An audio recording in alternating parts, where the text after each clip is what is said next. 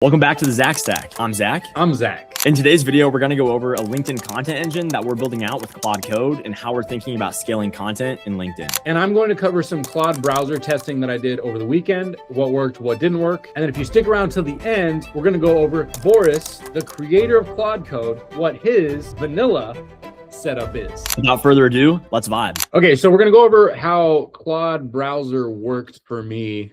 I tested it on two different repetitive tasks that I didn't want to do.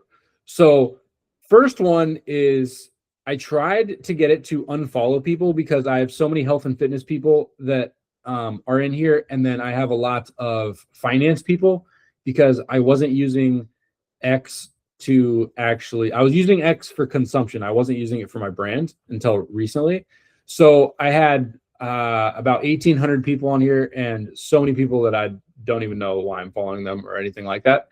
So I was thinking that this new Claude Browser extension could help me do that. So I just asked it, I'm going to authorize it right now. I asked it to look at my profile and create the best way it could to unfollow people. And so my first thought was create a list of everybody I'm following and then go through that list and then prompt me if you should or shouldn't unfollow them. Okay, that was a terrible idea. It took so long. So I do not recommend that. And then I said, okay, just go through my followers just like I am now and then click unfollow. So you have 2 clicks. So it did about 8 at a time and it took over 8 minutes to do it. So it was taking more than a minute just to click the button twice. So again, still needs a lot of help in that area. It's early. I think I gave up fast. No, Yeah. actually, I didn't give up fast. I spent a couple hours testing it actually because I kept changing the way to do it. I was curious if that would help. It was just too slow. So I don't recommend doing it for repetitive stuff like that. Okay. And then the next test that I did was in like my Gmail account. Very similar thing. I actually cleansed my Gmail account this weekend. I deleted like over 100,000 messages. I feel amazing. That's awesome. In the past though, so like what I would do, for instance, so this is, let's use, like Instagram, perfect example. I don't even know why I'm getting this. Okay. So in the past, I would make a filter. I'd say more, and then I'd filter messages, create a filter, and then I skip inbox, mark it as read, and then I have different labels or folders that I can throw it in. And then I can also filter those, all of the ones in there. So that could be hundreds, if you will. And so like Instagram, I don't use Instagram, so sign up service, but I still want to keep it just in case I need to get my password or something like that. So I don't want to unsubscribe, but I never want to really see this unless I search for it. So then I can create a filter, boom, and then I go back to my inbox and it's gone. Okay. So that's how I used to do it. And it's really time consuming if you don't do this to start your inbox. Excuse me. So I said, okay, Claude, can you do this for me as well? So same thing, just like I am in here. I actually did Sonnet 4.5 and I played around with Haiku and I played around with Opus. None of them had a better output. So Opus 4.5 should give us the best output, but it wasn't giving me a speedier output, which is what these repetitive tasks really need.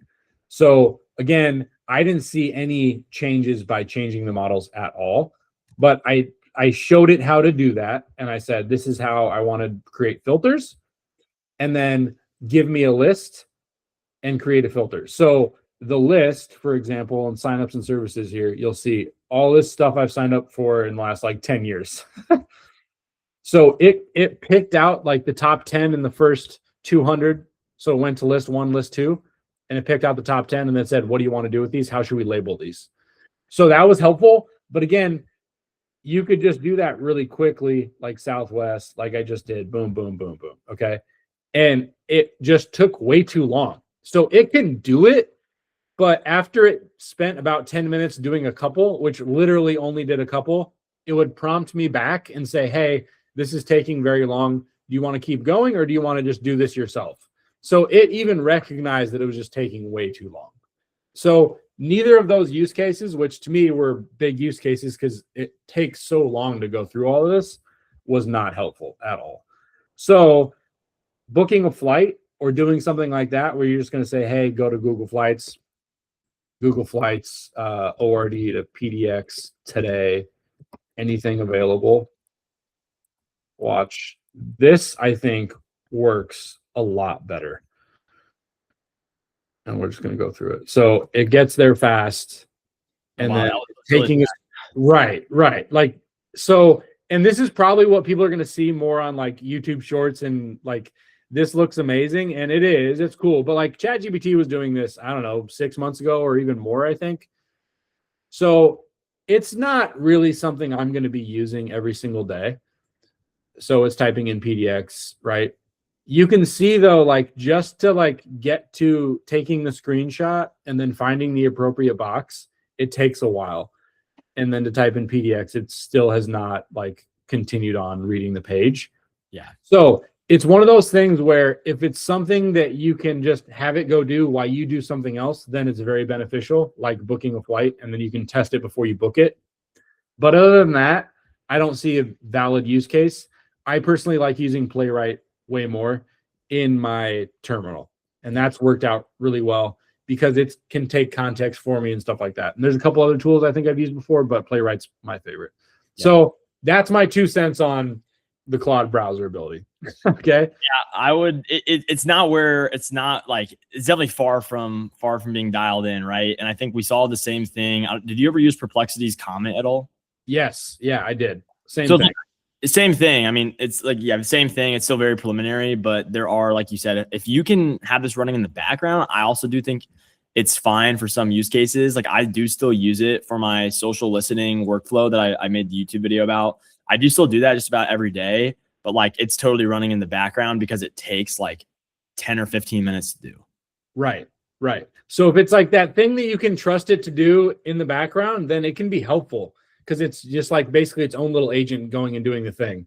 But I think we're getting to the point where agents now, we can just custom build our own agents so fast that it's just kind of like not necessary, because the agent that you custom built will have all of the context you need for exactly what you want it to do, where it's going to have to guess a lot in the browser. It will. Yeah. But those are cool use cases though, that you looked into. I was really hoping, man. Okay, so that's my testing. So next week I will come back with how I use Obsidian, which is going all over the internet apparently. So we'll talk about that, and it's essentially just a way that I do note taking and journaling and stuff like that. But also it's a way that you can start taking inventory of all your MD files along with other files, and then have a place that you can call to really easily within your terminal or within, VS Code or Cursor or whatever you're using. So I'll go over that next week. So for the final one, before you jump into LinkedIn, Boris, the creator, I got to share my screen. Boris, the creator of Claude Code, which, to be fair, I didn't even know he had an X account. So I think it might be pretty new, actually. That might have been was that his first post? Oh, was it his first post? Okay.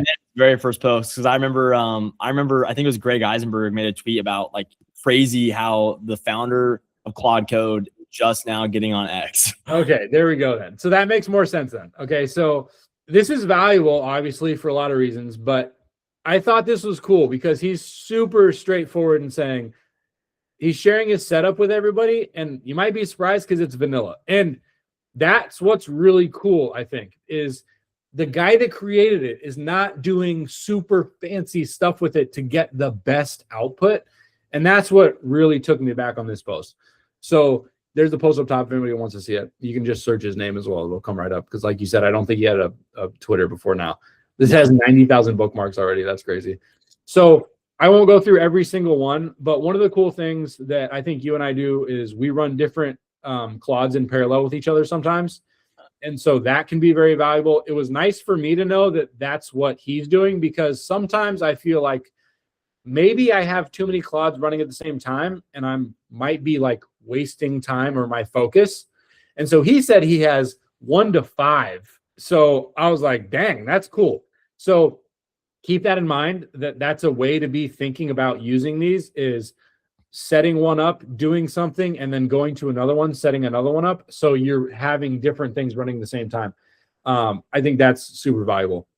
That's and then crazy. Like 5 Claudes at the same time. dude, I 5 messed around running 2 Claudes, and like I was kind of uncomfortable doing it. Like that. Yeah. I still am like very much like I just use the 1 Claude code. So that's crazy. I got up the game. Yeah, we gotta level up the game. Yeah, that's how I feel too. It's like 2 is my max right now. There's just no way I can do anymore. And then the other thing too is he doesn't have a token problem. We have token problems.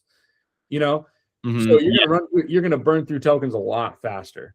And then speaking of that, in here he said he uses Opus 4.5 for everything, and that made a lot of sense to me as well, because it's clearly just the best model, and that's what he says. But he's biased. But still, so again, switching over to Sonnet to like get some things done to save some credits might be wise if you are running out of credits. But if not, use Opus as much as possible. That was another huge takeaway. This is one thing I'll be like checking on. He said his team shares their own Claude.mds, and they're all responsible for their own. And so that's one thing that I can go like a month without looking at mine again. And that was a good reminder, is like, I need to make sure. And he shared some of it, which I'm literally going to just copy and paste this into mine. I was like, if this is number 1, you know, like how he's making changes, this is important. So keeping in mind that your Claude's only going to be good as the context you give it and what your Claude MD directions are, like not losing sight of that and going back to that Claude.md file regularly and making sure it's doing things in order, especially in the way that you think about whatever your workflow is, because he's obviously doing a ton of coding. So these may not be like the most important to me because I'm not coding every single day. So it just depends, obviously, right? That was another big takeaway. Yeah. And the last one that I wanted to share was, so the agents. So he uses a few sub agents regularly. And then he shared this. So the build validator, code architect, code simplifier, on-call guide, and then the verify app. So again, I think people are getting super hyped up on skills, which is great. Just don't lose sight that agents are still important as well, especially for repetitive things. And that's what he was saying basically, is like the stuff he does daily, he can train those agents to make sure that they're really good at it. And then he's going to keep using those, obviously, because they have more context and they've been trained on it, right? And they're going to be able to go and do their own thing. And I thought it was funny because he said he had 1 to 5 instances of Claude running, and then he shared 5 agents. So I don't know. I thought that was interesting. And then I said that was the last one. But one more thing I found on Reddit that was about this post, which I thought was a really good point too, was final tip. This is huge. Probably the most important thing to get results out of Claude Code. When the creator of Claude Code says that, you listen. Give Claude a way to verify its work. If Claude has that feedback loop, it'll 2 to 3x the quality of the result. That's something I don't do enough. Me neither. And that like hit me like a ton of bricks. I'm like, okay, if he's saying this, I need to have every time I'm working with Claude Code, make sure that I'm verifying what I'm building in a way that is procedural, that I can say, hey, Claude, after you build this, this is how I want you to check your work, right? And so I don't have a good answer for that today. Can you click show more? Does he talk more about what his feedback system looks like? Because that would be really interesting how someone, a lot more technical, but like that is also something I'm not totally sure. I think that's like a system that you yourself need to dial in for your own. Right. Especially for the specific use case, right? But I thought it was interesting because he said, I land to claude.ai/code using the Claude Chrome extension. It opens a browser, tests the UI, and iterates until the code works and the UX feels good. So again, that's another reason or a place where he's like 2xing all of his work too, because he has that running on the side as well while he's working or focusing on something else. So verification looks different in each domain. It might be as simple as running a bash command or running a test suite or testing the app in a browser or phone simulator. Make sure to invest in making this rock solid. So back to the basics. It's like back to the basics. You got to have a very, very, very strong foundation. even with 100%. these tools. 100%. So I thought that was super valuable. A lot of cool things to learn there, and then go through the post on your own. Obviously, whoever's watching, you're going to get a lot out of it that way too. Yeah, thanks, Zach. Yeah, I learned a lot from that too. Sweet. Yeah, I thought I did too. I'm going to keep going back to it. I'm probably going to talk with Claude with it for a while, and keep referring back to it. It's a great idea. Like whenever I come across some really, really insightful X posts, or maybe I got like a lead magnet off of LinkedIn, just talking about how you can best use Claude Code. The first thing I do is I go and feed it to Claude Code and say, how can we take this advice and like implement it essentially? Like what, Exactly. and or just like to educate me, because I really don't understand why this is important. I mean, Claude is Claude, so it knows itself pretty well. 100%. Yeah. Also, something too that quickly came to mind is I think it'd be really interesting. I don't know if it's next week or the week after, but to just have a discussion about agents, sub-agents versus skills. Yeah. Because I myself am also maybe in a little bit of a like dilemma of just like when to use both. When is what are best use cases and best practices for skills, which skills are incredibly powerful. But I feel like how I initially understood skills, it's kind of evolved where skills have taken some of the role and responsibility that I originally thought was the responsibility of an agent. Yeah. So I'm personally kind of. That's a good one. Let's do that. Let's have a discussion about. I feel the same way. I'm torn both ways. So like even whether it's personal or like we do some research and come back and share it in the video series. I think that'd be really, really helpful for both of us. Sweet. Yeah, I'll do that. I'll put that as something I got to do. Show us this LinkedIn sauce. Yeah. So I'll start with some context and background. I am going to be helping a friend in are you familiar with go-to-market engineering? Yeah.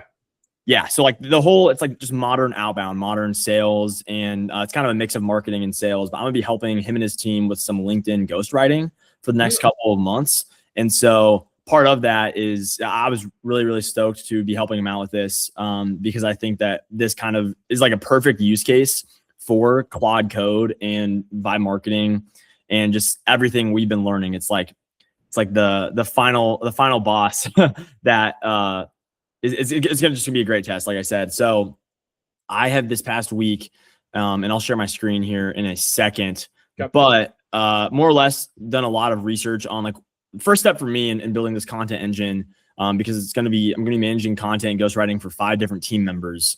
So I did a lot of research on like what is currently working right now on LinkedIn, because it's kind of LinkedIn's shifting to more so like, company pages. Companies will have their own pages, and traditionally, and some companies still do this, but it's like people would just be posting, happy holidays from the Vibe Marketers team, or like check out what like James did this week, and they weren't.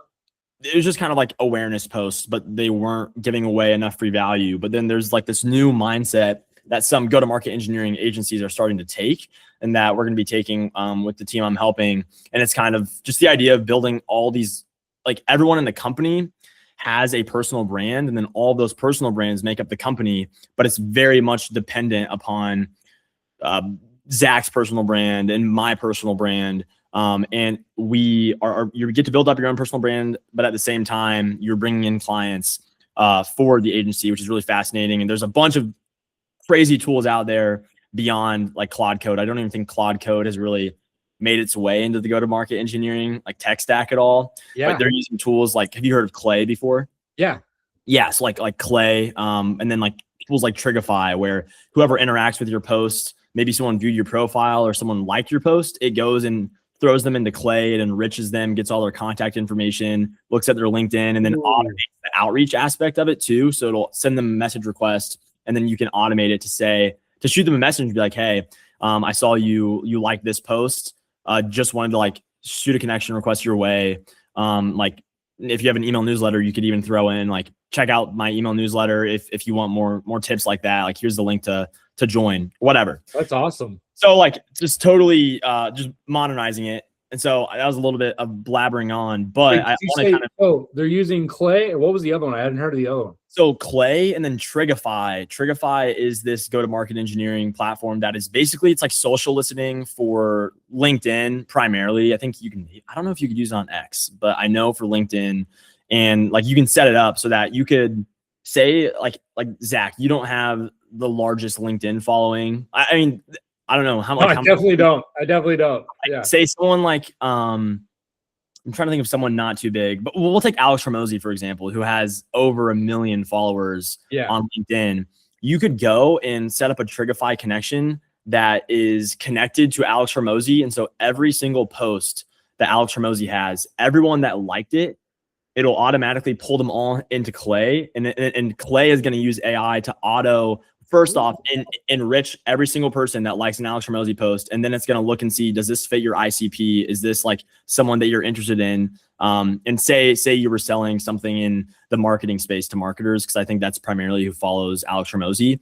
You could like see, hey, does this person fit my ICP? And then if they do, great. It throws them into another list of here's people that fit your ICP. You have all this information that you can now go use, and then you can automate throw them in a sequence instantly. So they're in a cold email sequence, or you can go and put them in HeyReach is another. Sorry, I'm throwing a lot of tools at you, but HeyReach. That's good. I think people that are watching want to know the tools too. They want to check them out close. Yeah, and I'll maybe add some links to check out some of these tools. But HeyReach is another one where you can connect it to Clay. And I will also preface by saying Clay is pretty expensive depending on how many tokens you have, and depends at the scale you're running it.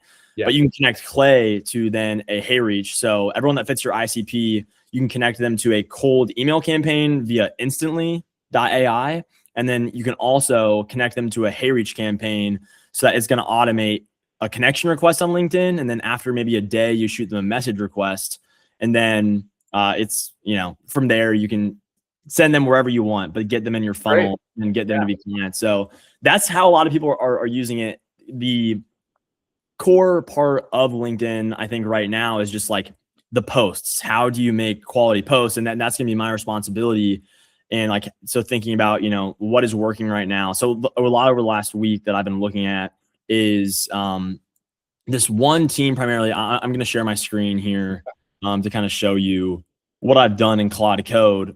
So here's kind of how I'm thinking about using Claude Code for LinkedIn content. A big part of this has just been research manually. I've been manually scrolling on LinkedIn and checking out. Dan Rosenthal is a resource. Are you familiar with Dan Rosenthal? Maybe? Yeah, good. Yeah. So this guy shares a bunch of sauce, but he's kind of posted a lot of content about this whole content creation playbook that his agency uses that works really, really well. And so anyway, so we'll just kind of go through like this and how I'm using Claude Code for the LinkedIn writing. And kind of, the challenge that we're solving here is, once again, it's ghostwriting. But like there's just generic, so many, you could go to ChatGPT easily and just say, write me a LinkedIn post about this, but it doesn't have your brand voice. It doesn't know what's working. And it's just going to sound like AI slop. Zach, you talked a lot about this when you did the AAA framework. It's the same idea of you can get 60% of the way there with a $20 tool like ChatGPT and probably one prompt. But how do you go from 60 to 100? You need context. And so, Claude Code. And I'll kind of talk about how I'm thinking about getting transcripts and whatnot. But like it's a very similar approach to Zach's like AAA framework. But I mean, essentially here's kind of traditional ghostwriting versus the Claude Code approach. And real quick as well, I just asked Claude while Zach was explaining some of his X stuff, hey, can you quickly generate an HTML diagram that basically takes the strategy we're using for Claude Code to write content, and it made this right that I'm going through. So that's vibing at its best. That's right. But so we're gonna use Claude Code to we're gonna upload transcripts. I'm gonna be meeting with each team member for about 45 minutes to an hour. I've already structured all those interview questions, but I'm going to be asking them to just pull real stories to really extract their brand voice, but also find out what are their specialties, what are maybe some hot takes they have, all things that are really, really valuable when writing the LinkedIn content. We're going to take these transcripts to create voice profiles. And then this is going to ensure these voice profiles, once I build out skills, which is going to be part of the process here, hopefully by next week, I'll have all those skills built out. It will know to reference each team member's voice profile whenever it writes a post. So that's just how do you systemize it? That's how I'm thinking about it. It's going to have a database of each person. And then obviously quality standards I've uploaded of the different content types. Perfect. So for the content types, this is what I found is like really working right now. and this is all from, like I said, Dan Rosenthal, I got this from, then also just from finding and uploading a lot of different posts and having Claude Code analyze it. A lot of what people are sharing that's working, that's getting a lot of engagement, getting people to comment, it's getting people to repost, and it's getting people to follow you, is you share just live workflows, showcasing in this space. Like maybe it's a workflow of like, here's how you can turn anonymous website visitors and get them into your funnel, because there's a tool out there that exists to do that. And then it's just a live, quickly what it is like a 5-second video previewing the workflow. And then it's like, to get this workflow, like you must be following me, but then like this post and comment workflow, and I'll DM it to you as soon as I get a chance to do that. So those work really, really well. Also just playbooks and kind of showcasing a strategic guide to how they are doing like their entire outbound strategy. That's another thing that's working right now. Cheat sheets, which are like, it's primarily a graphic, but showcasing like, here are the like 10 go-to-market engineering like tools that we use every single day that like you should be using too. And that's just something people can bookmark, which is all, this is the whole point of all these posts, is how do you get the algorithm to realize that this is a great post? You need engagement, you need bookmarks, you need people reposting, commenting, and that's kind of what all these posts are aimed at. Yeah. For breakdowns, this is like, these are pretty lengthy posts. Still, another massive like trigger for LinkedIn is dwell time. How long are people sitting on and reading your post? So I found that these breakdowns are pretty lengthy, but as long as Claude Code can have some really strong copy, if you can get people to be invested and read through your whole post, that's going to really boost the algorithm, boost the impressions you're going to get. And then with quality content, people are going to give you a follow at least. Yeah. And then also just share templates. Stories work really, really well. But that's kind of how I'm thinking about it, because these are like the content categories that are working out really well. And then I'll build out a content calendar from this for each team member, and then work on, I'm going to build out skills. So how I'm thinking about it, and Zach, I'd maybe like your advice here. I was thinking about almost having a skill that's ultra specific for like writing a workflow post. And then another skill that is really just all it does is write a playbook post. And then I could have like an orchestrator that knows, when we're generating a content strategy, we need one workflow post, one playbook post, and it goes through and triggers all those when it needs. What's your take on that? Because you've done a lot with content, and that was what your whole mentor session was on. So I'd like to hear kind of your thought on this. I think that's a good way to think about it, because like you said, you're going to have different teammates too using each one. And so in each side of it, you're also going to have something that says like, this is Bob, this is Sally, and so you're going to need more room. So I think that's a great way to think about it. Have an orchestration over it, and then sub skills for each of them. And then, like you said, once you get in a little bit of data, you're going to really change those skills up a lot. Definitely. And then you have a lot more wiggle room too. I think that makes a lot of sense. Yeah, 100%. Definitely. Okay, that's good to know. And then how, I guess we can talk about it now briefly, but how do you see an agent or a sub agent working into this workflow or like content engine, or do you? Yeah, I'd like to hear your thoughts, because I'll leave the floor to you.